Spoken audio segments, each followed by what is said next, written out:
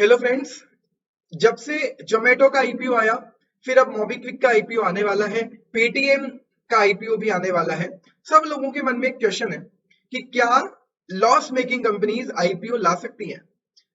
क्योंकि सब लोगों को ऐसा लगता है कि सेबी की कुछ गाइडलाइंस हैं, कुछ कंडीशंस हैं, और वो कंडीशंस मेनली प्रॉफिट बेस्ड है, जहां लिखा हुआ है कि ये कंपनी पिछले 3 सालों से ऑन एन एवरेज इतना प्रॉफिट कमा रही हो, इतनी उसकी नेट टेंजिबल असेट्स हो, कुछ मिनिमम लेवल की नेटवर्थ हो, तभी कोई कंपनी आईपीओ पब्लिक ऑफर ला सकती है।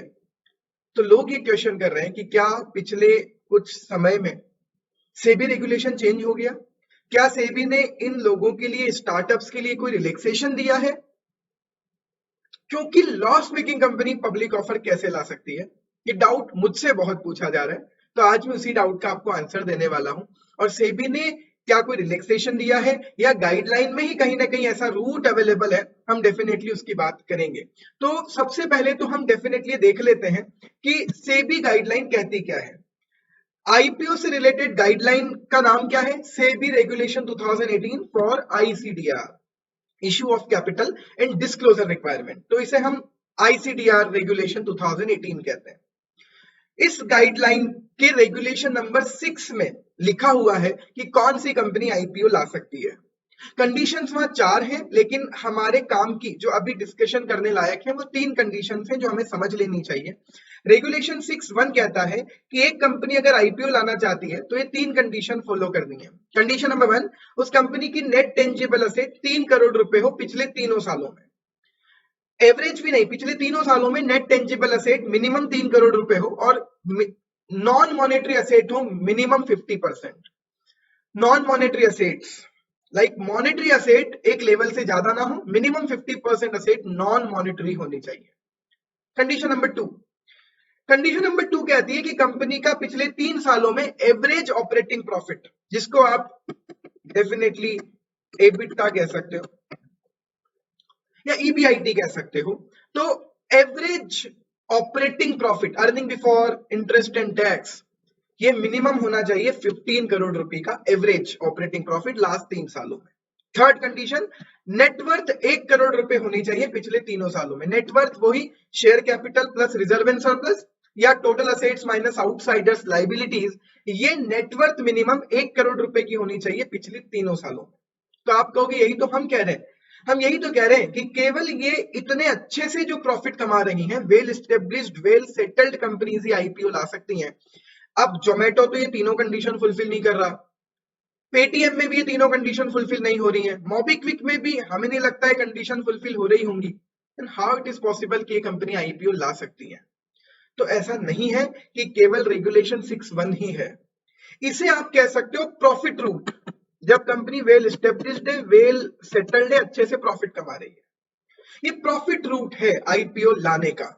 लेकिन आईपीओ लाने का एक और रूट अवेलेबल है, जिसे आप और हम कह सकते हैं क्यूआईबी रूट।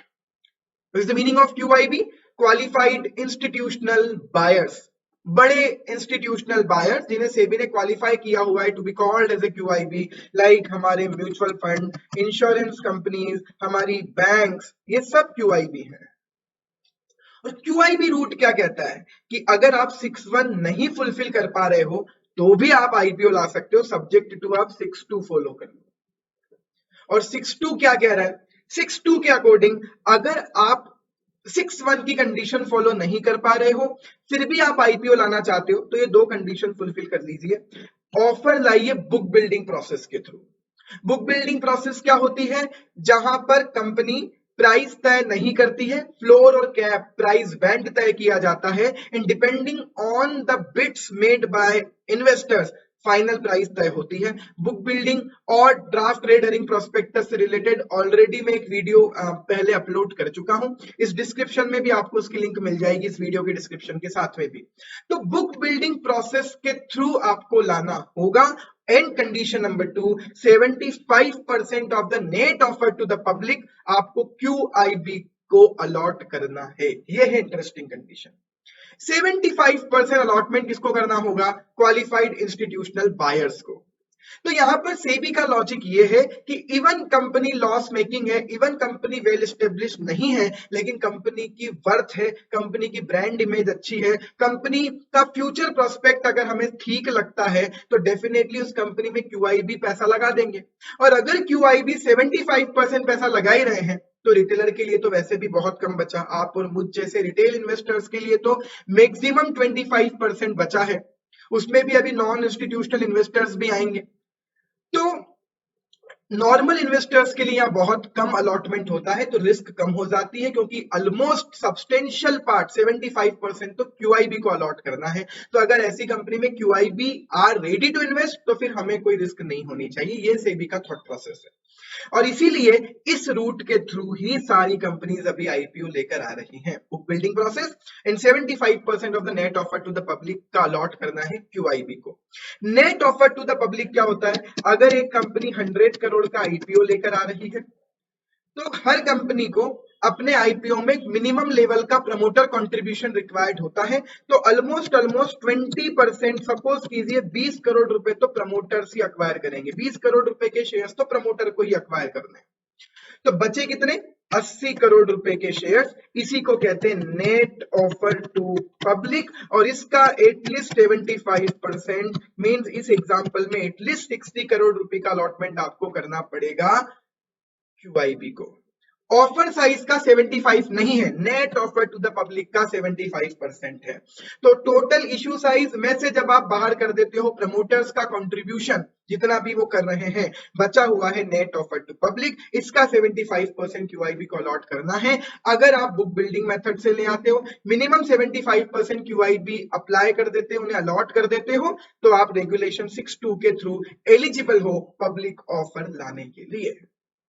तो कुछ लोग कह रहे हैं कि हमने रिसर्च की, हमने ये कहा किया, हमने वो किया और हमने देखा कि कैसे जोमेटो आईपीओ ला रहा है। It is not the matter of research, it is the matter of regulation. Regulation 6(2) में क्लियरली लिखा हुआ है कि आप ये रूट फॉलो करके पब्लिक ऑफर ला सकते हो।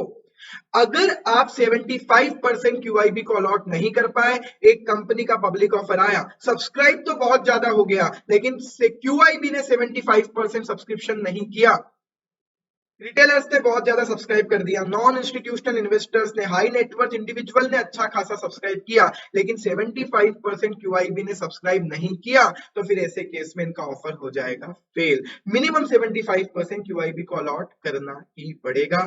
दिस द रीजन कि लॉस मेकिंग कंपनीज भी आईपीओ इनिशियल पब्लिक ऑफर ला सकती हैं। Thank you so much.